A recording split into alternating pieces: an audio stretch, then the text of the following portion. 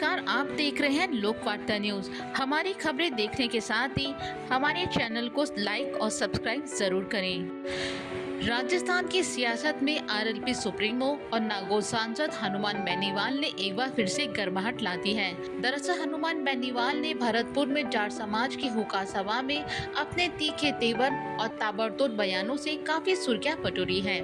Media reports के मुताबिक हनुमान बेनीवाल ने सभा में कहा कि मुझे दूल्हा बना दो, लेकिन दुल्हन नहीं बनूंगा। मैं उस कुर्सी की तलाश में हूँ जिस पर बैठते ही लाखों लोगों का भला हो, और वो है मुख्यमंत्री की कुर्सी। इस बयान के बाद राजस्थान की सियासत में हलचल मच गई है।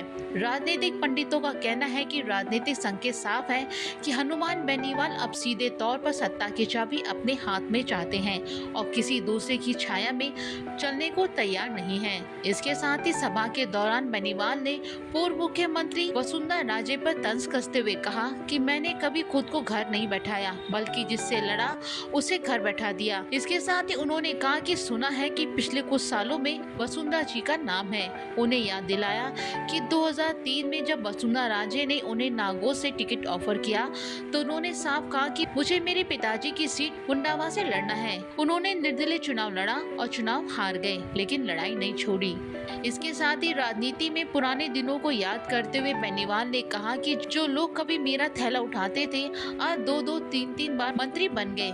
मैंने आज तक मंत्री बनने की ख्वाहिश नहीं की। मेरी नजर उस कुर्सी पर है जहां से पूरे राजस्थान की किस्मत बदली जा सकती है। इसके साथ ही सभा को संबोधित करते हुए बेनीवाल ने जाट आरक्षण मुद्दे पर केंद्र सरकार को चेतावनी देते हुए कहा कि अगर भरतपुर, धौलपुर और डीग जिले के जाट समाज को आरक्षण नहीं मिला तो हम दिल्ली में प्रधानमंत्री आवास को घेर लेंगे, मोदी जी की ईंट से ईंट बजा देंगे। उन्होंने कहा कि अब चुप बैठने वाले नहीं हैं। 1 लाख युवा दिल्ली के लिए कूच करने को तैयार हैं। इस दौरान बेनीवाल ने साफ किया कि वो दिल्ली में इंडिया अलायंस का हिस्सा है, लेकिन राजस्थान में आरएलपी स्वतंत्र रूप से चुनाव लड़ेगी। उन्होंने कांग्रेस पर भी हमला बोलते हुए कहा कि अगर कांग्रेस हमारे साथ ढंग से चुनाव लड़ती तो भाजपा सत्ता में नहीं आती, हम 140 सीटें जीत सकते थे। वहीं सभा में बेनीवाल ने जाट समाज को एकजुटता का मंत्र देते हुए कहा कि पहले हम क्षेत्रवाद में बटे थे, लेकिन अब सूरजमल और तेजाजी महाराज के जयकारों के साथ आगे बढ़ रहे हैं।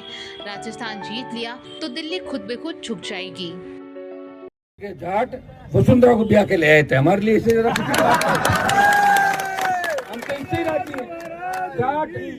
जाट कितना बड़ा होता बताओ। वसुंधरा जी घूमती थी राजस्थान में वोट के लिए, और वसुंधरा जी शुरू नहीं कहती, तब हम साथ घूमते 2002-3। वो मैडम साहब ही कह दो कि मैं जाट की लुगाई हूँ, नहीं तो चलेगा नहीं।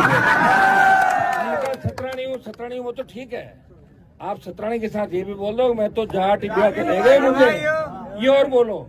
और ये भी कह दो कि भरतपुर राजघराने से भी हमारा अच्छा संबंध था, जिसे वोट ज्यादा मिलेंगे, और था, उसमें कोई दो राय नहीं।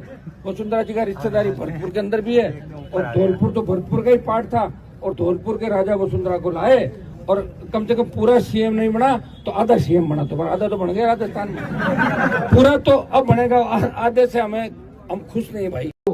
आप महाराजा सूरजमल के वंश हो, अब तो एक ही बात याद रखनी है, जो चीज हम चाहें उसे ले करेंगे, अगर शांतिपूर्वक तरीके से नहीं।